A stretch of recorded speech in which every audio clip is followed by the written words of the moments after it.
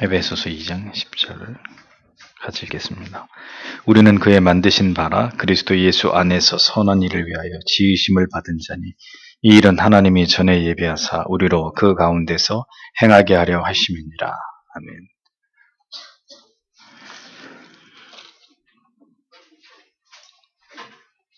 도르트 신조 강의 13번째 21페이지 제13장입니다.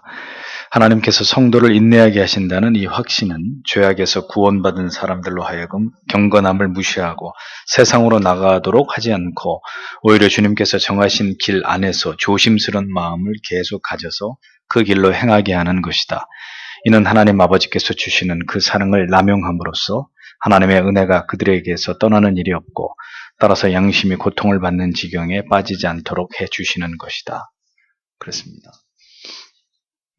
14장, 15장 두 주가 지나면 도르트 신조는 끝이 납니다.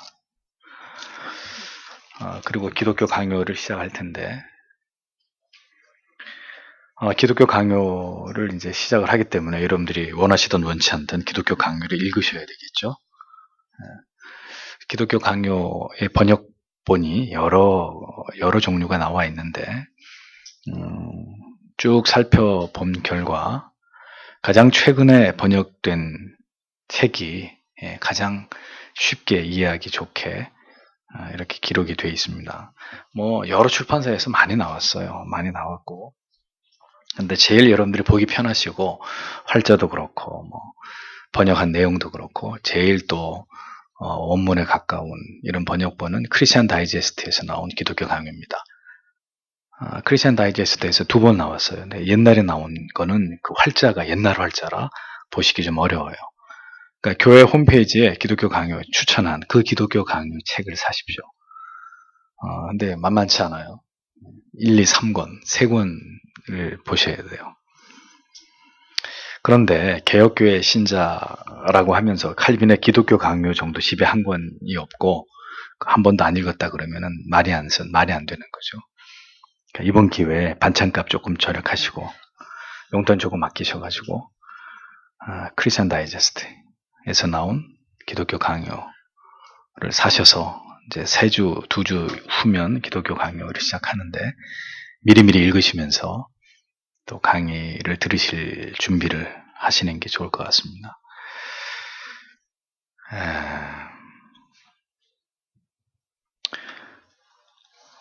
오늘은 이 내용 13절을 가지고 도르트 신조 강의를 이어가겠습니다.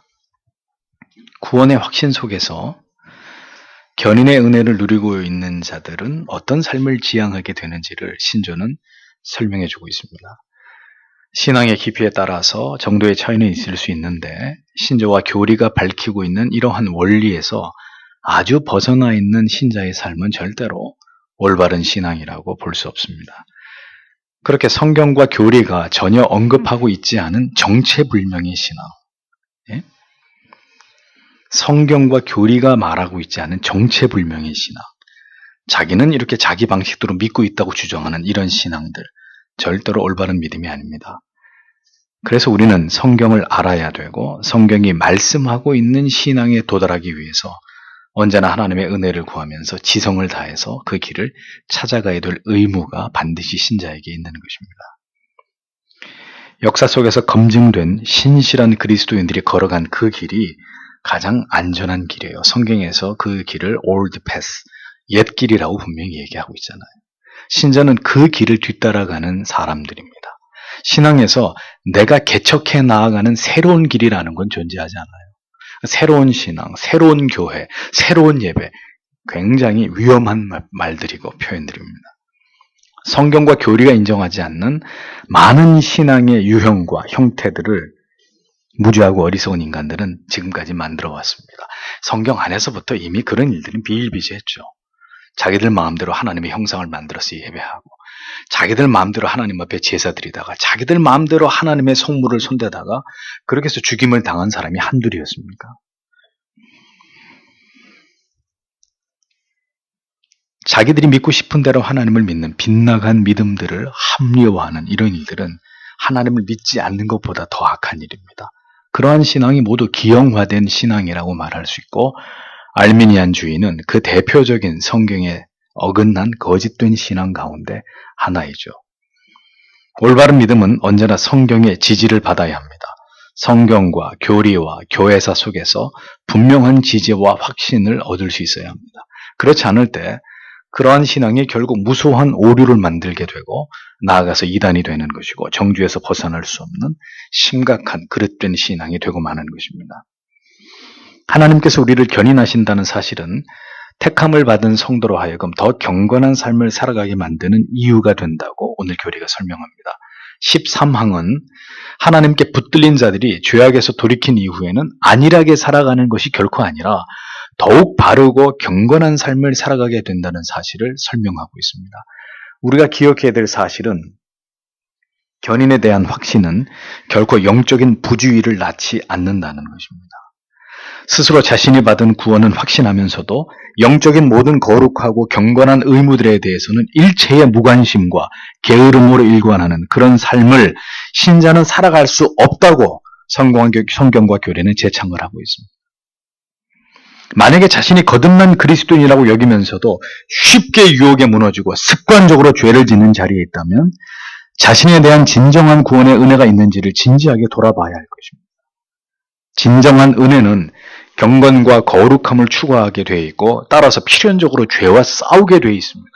죄를 짓지 않으려고 몸부림치는 삶이 따라오게 되어 있습니다. 신자가 육신의 연약함과 죄의 유혹에 패배함으로 심각한 죄에 빠지게 되었어도 그는 성령의 도우심과 이미 그의 영혼 안에 심겨진 중생의 씨앗으로 인해서 반드시 돌이켜 회개하게 되어 있습니다. 이렇게 성령의 은혜로부터 돌이키게 되었을 때 견인에 대한 확신도 다시 회복되는 것입니다. 하나님이 나를 붙들고 있다. 나는 여전히 그럼에도 불구하고 하나님의 자녀다. 이런 믿음을 계속 가지고 살아가게 되는 거예요. 그러면서 회개의 과정 속에서 이미 경험한 그 죄악의 수치스러움과 양심에 말할 수 없는 비참한 고통을 경험한 것으로 인해서 다시는 그와 같은 고통에 돌아가지 않기 위해서 더 영적으로 주의를 기울이는 삶을 살아가는 것이 신자의 특징이라는 거예요. 신자의 회개가 형식적이고 그러한 형식적인 회개로는 결코 죄 용서함의 자유와 평화를 맛보기 어려운 이유는 회개의 과정 속에서 이러한 자신이 저지른 죄에 대한 통렬한 마음의 고통의 경험과 또 견디기 힘든 양심의 괴로움을 그가 진지하게 통과하지 않았기 때문입니다. 진실한 회개는 반드시 고통과 수치심을 동반하게 되어 있습니다. 그로 말미암아 하나님 앞에서 애통할 수밖에 없는 마음을 갖게 되어 있습니다. 그 고통에서 벗어나는 길은 오직 하나님의 긍휼과 자비하신 분임을 알기 때문에 참된 신자는 하나님께 엎드려서 자신의 죄를 용서해 주시기를 간절히 기도하게 되고 마침내 죄 용서하심의 기쁨과 평강 속에서만 참된 영혼의 회복을 맛보게 되는 것입니다. 신자의 삶에서 이런 진실된 회개가 생략되고 회개를 했다 하더라도 지극히 형식적인 회개로 일관하게 된다면 그는 결코 자신의 영혼이 죄악에서 벗어났다는 확신과 영혼의 평안함을 얻을 수 없는 거예요. 그로 인해서 하나님의 견인에 대한 믿음 또한 총체적으로 흔들리게 되는 것이고 결국은 지리멸렬한 늘 의심하고 회의에 사로잡히는 형식적인 신앙생활에서 쉬 벗어나지 못하는 고질적 문제에 봉착하게 되는 것입니다. 이 상태가 지속될 때 영적인 침체가 시작되는 것이고 하나님과 관계는 더욱 멀어지게 되는 일이 벌어지게 되는 것이죠. 여러분들에게 분명히 말씀드리는 것은 자신의 영혼을 방치하고 살아가는 자들이 오늘날 교회 안에 너무 많다는 것입니다. 자기의 영혼에 지금 심각한 경고등이 들어와 있는데도 전혀 뭘 어떻게 해야 될지를 모르고 그리고 그냥 이렇게 널브러져 있는 이런 경우들이 적지 않단 말이에요.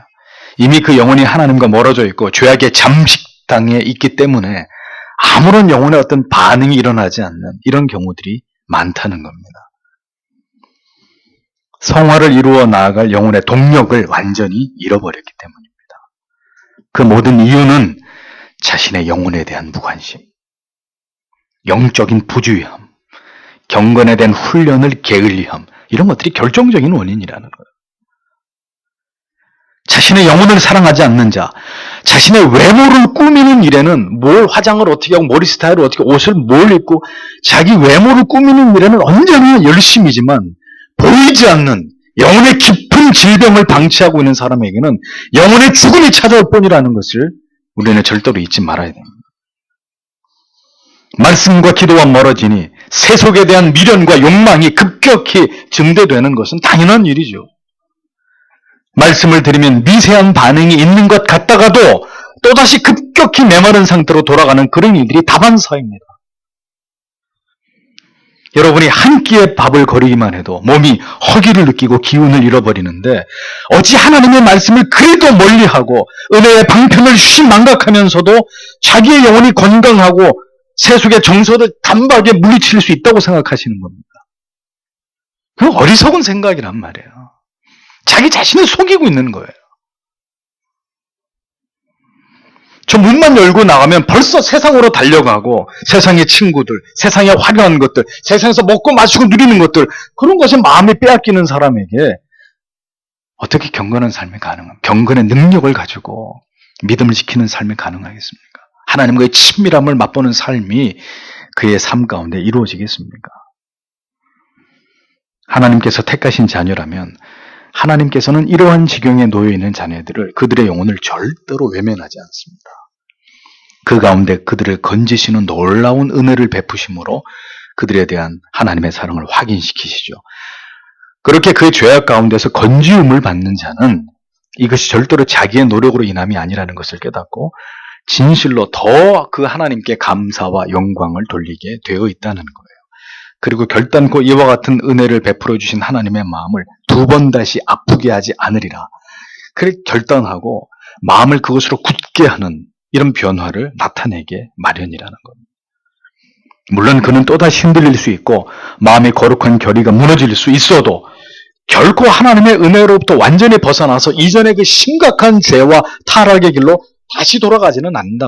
잠시 또다시 미끄러질 수는 있어요. 그러나 내가 옛날에 깡패 짓거리 하면서 다른 사람을 등쳐먹고 그랬다면 다시 그 짓거리를 할 수는 없단 말이에요. 신자는. 잠시 내 감정이 격해져서 말이 좀 상스러운 말이 나오고 또 옛날에 그 불끈했던 그 혈기가 나와가지고 실언을 혹은 실수의 어떤 행동을 할 수는 있어도 다시 깡패 짓거리 하면서 사람 두들겨 패는 그런 삶으로는 못 돌아간단 말이에요. 신자는.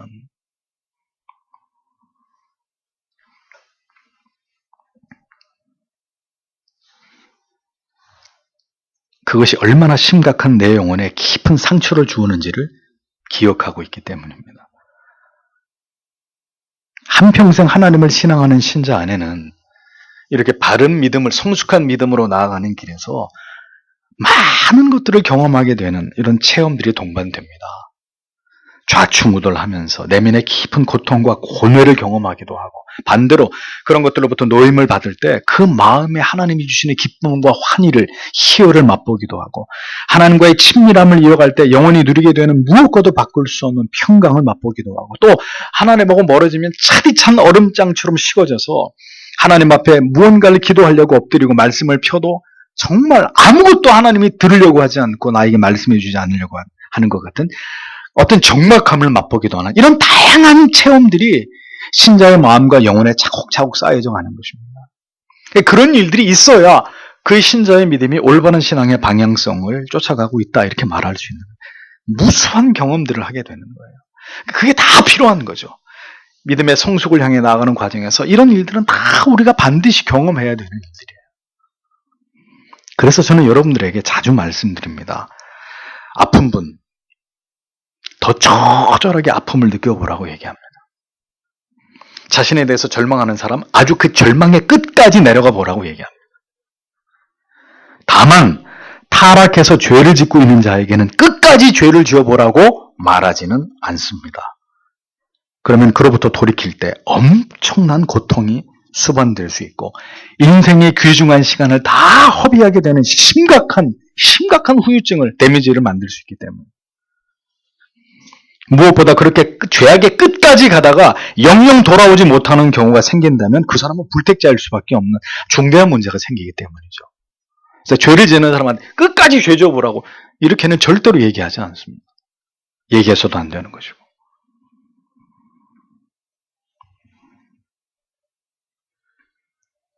분명히 말씀드리지만 자신의 영혼의 문제, 특별히 죄악의 문제에 대해서 심각한 고뇌가 없이 거룩한 슬픔이나 절망을 느껴보지 않고 하나님의 은혜를, 참된 은혜를 경험하는 경우는 거의 불가능하다는 것을 여러분 올바로 이해하실 필요가 있습니다.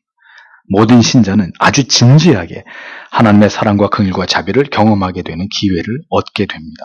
또 뼈아픈 어떤 경험을 토대로 하나님의 사랑과 긍휼과 자비하심과 그리고 견인의 의미를 선명하게 기억하면서 더 경건하고 하나님과의 관계를 올바로 유지하는 일에 지대한 관심을 가지고 자기 영혼을 주의 깊게 관리하고 관찰하려고 하는 이런 마음도 신자는 갖게 되어 있습니다. 하나님은 그와 같은 방법으로 우리를 이끌어 가시는 분이십니다. 그래서 우리의 영혼의 상태에 따라서 우리가 충만한 기쁨과 평화와 감사를 맛보면서 살아갈 수도 있고, 반대로 죽을 만큼 고통스럽고 괴로운 삶을 살아갈 수도 있다고 우리에게 가르치시는 것이죠. 영적인 침체 가운데 있는 분들은 마음을 주께로 돌이켜야 합니다. 진정으로 구원받은 그리스도인이라면 이대로는 살아갈 수 없다고 결심을 하고 그 짐승 같은 삶에서 돌이켜서 다시 하나님의 은총의 빛 아래에서 진정한 기쁨과 평안을 맛볼 수 있는 삶으로 돌이켜야 합니다. 하나님께서는 그렇게 마음을 돌이켜 그리스도의 십자가를 견고하게 붙잡고 하나님의 도우심을 구하는 자에게 긍휼을, 자비를 베풀어 주시는 아버지이십니다. 지금처럼 모든 것을 잃어버리기 전 은혜의 방편을 적극적으로 붙들고 하나님을 간절히 찾으면서 은혜 아래에서 살아가던 때를 생각하면서 그때 자신의 영혼이 누렸던 어떤 그 풍성함을 추억하면서 다시 그때로 돌아갈 수 있도록 하나님의 자비와 긍휼을 구하는 노력이 있어야 된다는 거죠. 그래서 말씀하신 것입니다. 어디서 처음 사랑을 잃어버리는지를 찾아서 다시 그것을 회복해라. 어느 지점에서 그 사랑을 잃어버리게 됐는지, 그 열렬하고 뜨거움을 잃어버리게 됐는지를 찾아서 다시 그것을 회복해야 된다고 말씀하고 있는 거예요.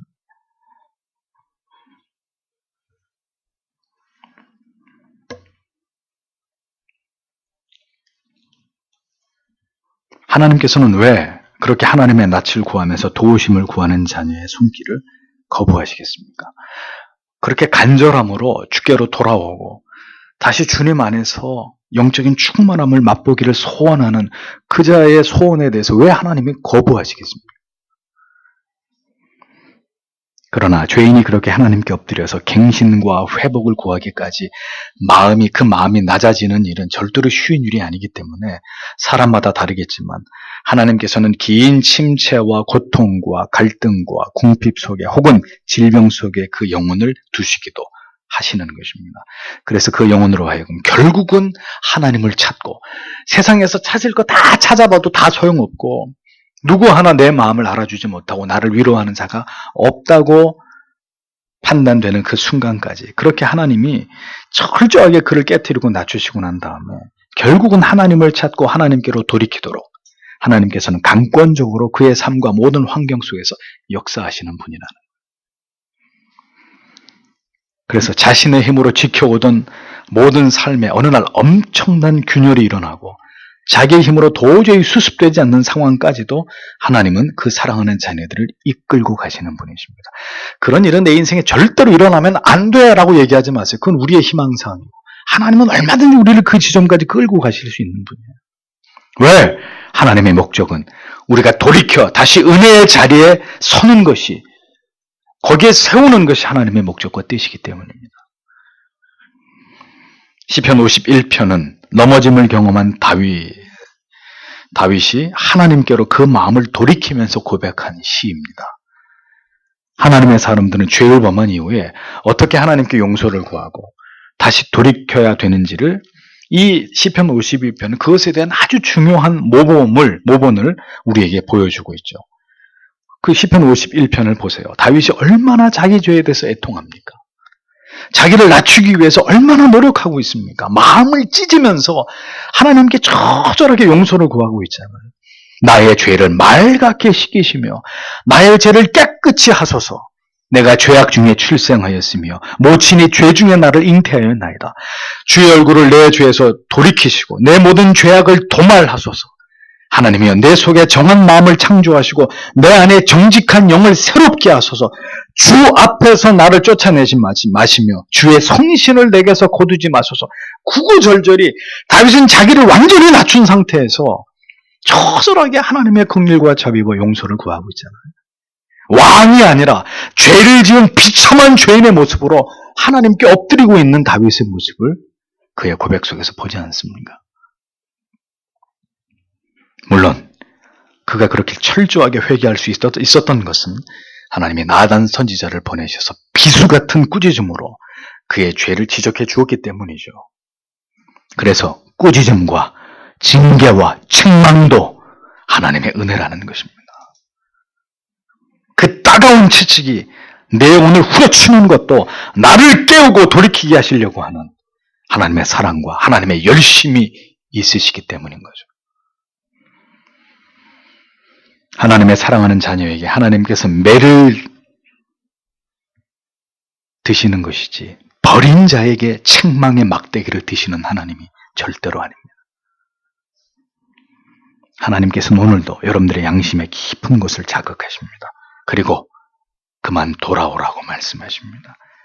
세상의 모든 즐거움과 유혹을 끊고 하나님의 품 안으로 믿음의 지체들에게로 돌아오라고 요청하고 계십니다. 그 음성을 들어야 합니다. 그 준엄한 책망과 경고에 이제 그만 마음을 돌려서 하나님께 엎드려야 합니다.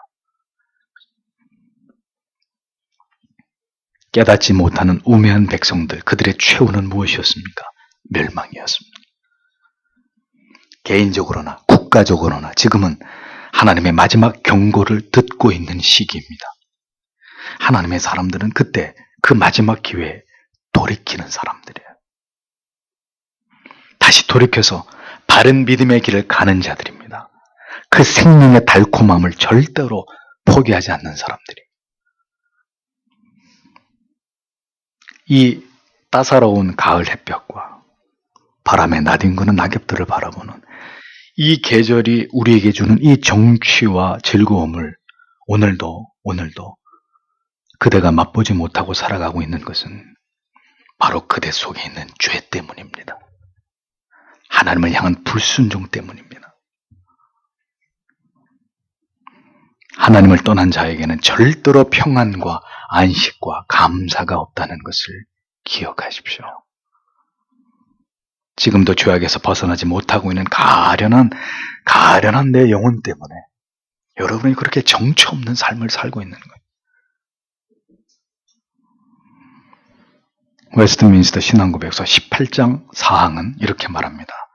참 신자일지라도 그들의 구원의 확신이 여러 가지 모양으로 흔들리며 약해지며 일시 중단될 수 있는데 이 같은 일들은 그 확신을 보존하는 것을 게을리하거나 양심에 상처를 주고 성령을 근심케 하는 어떤 특별한 죄에 빠지거나 어떤 갑작스럽거나 강렬한 시험에 의해서 또는 하나님께서 그의 얼굴에 빛을 숨기시어 그를 경외하는 자일지라도 흑암 중에 행하며 전혀 빛이 없게 되게 하심으로 말미암은 것이다.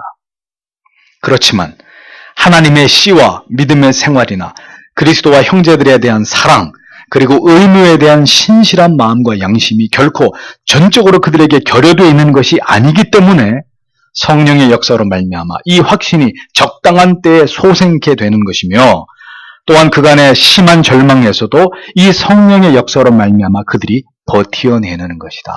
이렇게 얘기하고 있습니다.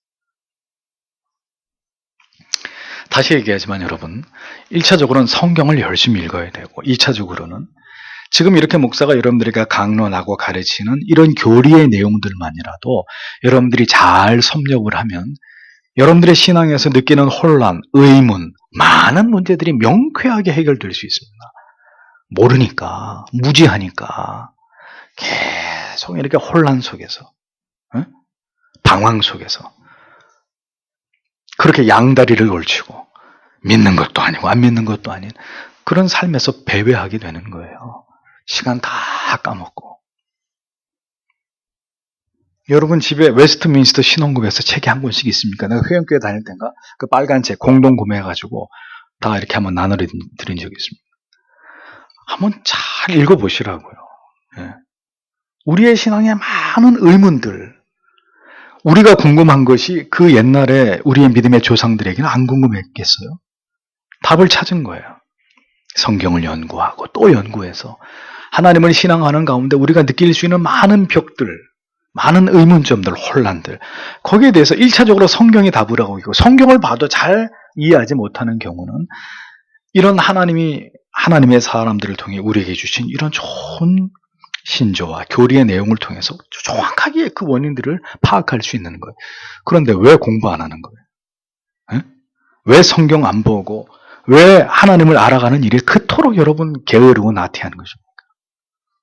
그러면 누구한테 원망하는 거예요? 날마다 반복적으로 넘어지고 쓰러지는 여러분 자신, 왠 줄 아세요? 하나님에 대한 무지 때문이라니까요. 진리에 대한 여러분들의 열심을 내지 않는 그 게으름 때문에 계속 여러분들 자신의 영혼을 방치하고 살아가는 거예요. 견인은 의심할 바 없는 하나님의 선물이고 변함없는 하나님의 자녀에 대한 사랑의 확증입니다. 그래서 신자는 쓰러지더라도 그 쓰러짐 속에 다시 일어나는 과정 속에서 더 하나님을 붙들고 그 사랑과 은혜의 귀중함을 깨달아서 더 하나님께로 나아가려고 하는, 넘어지면 넘어질수록 더 넘어지는 것이 아니라 넘어짐의 경험을 통해서 더 하나님을 붙들고 하나님께로 나아가고 그 은혜의 소중함을 깨달으면서 점점 더 오히려 하나님과 가까워지는, 하나님께 유착되는 사람들이 그리스도인입니다. 그러니까 그런 일들이 일어난다고 분명히 말씀했는데 그런 일이 안 일어난다. 뭔가 중요한 문제가 있는 거잖아요. 그런데 왜 자기를 방치하고 사냐고요. 목사님 아직 젊으니까요. 저는 아직 젊은 사람은 하나님 일찍 안 불러갑니까?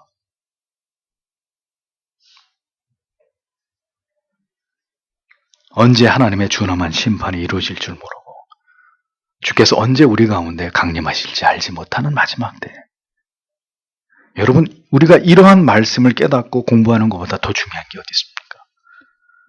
무엇에 여러분들의 영혼을 의존하겠습니까? 세상입니까? 돈입니까? 명예입니까? 권력입니까? 인기입니까? 뭡니까 도대체? 부디 이 말씀을 통해서 다시 하나님께로 마음을 고정하고 부디 세상으로부터 돌이키는 회복의 은혜가 여러분 안에 함께 하시길 바랍니다. 하나님의 자녀는 그렇게 하나님이 반드시 붙들고 가신다고 약속하셨습니다. 그것을 잊어버리지 않기 바랍니다. 기도하겠습니다.